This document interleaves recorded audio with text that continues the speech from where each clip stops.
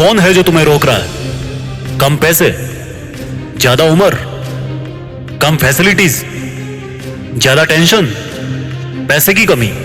नवाजुद्दीन सिद्दीकी के बारे में जानते हो? उनके पास भी पैसे नहीं थे। 4-5 साल रात में जग जग के वॉचमैन की नौकरी करी थी। उम्र ज्यादा हो गई। मिस्टर पॉल शिरोमणि एक ऐसा नाम है जिन्होंने 90 इयर्स की उम्र में पीएचडी करके साबित कर दिया कि उम्र कभी मायने नहीं रखती। कम फैसिलिटीज है।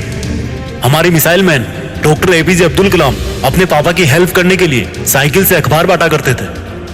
ज्यादा टेंशन है। तुमसे कई गुना ज्यादा टेंशन तुम्हारे माँ बाप करते हैं। तुम खुद ही अपने आप को रोकने वाले हो।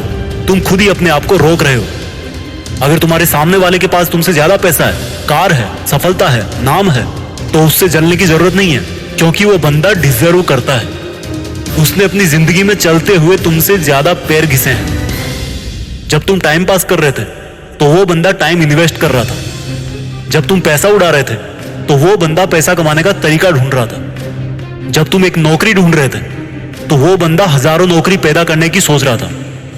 जब तुम बिजली कटने के बाद सो रहे थे तो वो बंदा मोमबत्ती के पास बैठकर अपनी आंखें काली कर रहा था। वो डिजर्व करता था। उसको भले ही किसी ने रोकने की कोशिश करी हो, लेकिन उसने खुद अपने आप को कभी नहीं रोका। यही फर्क है तुम में और एक सक्सेसफुल इंसान में। खुद अपने आप को रोको मत, बल्कि अपने आप को खुद रोक देने से रोको। जब लगे कि नींद आ रही है, उठ, मुंह धो के आ, 30 मिनट और पढ़। एक्सरसाइज करके थक गया, पसीना पहुंच, पानी की एक घूंट पी और एक सेट और मार।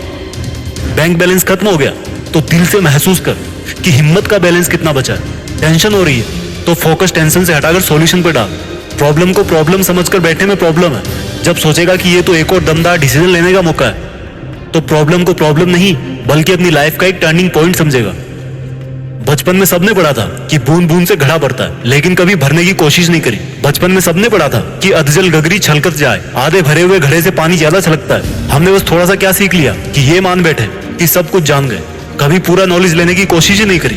बचपन में सबने सीखा था कि आलस्य कुतो विद्या, आलसी आदमी कुछ नहीं सीख सकता, और जब सीख ही नहीं सकता तो करेगा क्या।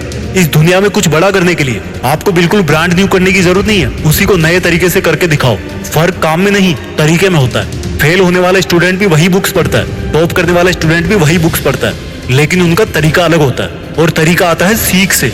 इसलिए सीख और कुछ बड़ा कर। देश में अपना नहीं बल्कि दुनिया में देश का नाम कर। जय हिंद।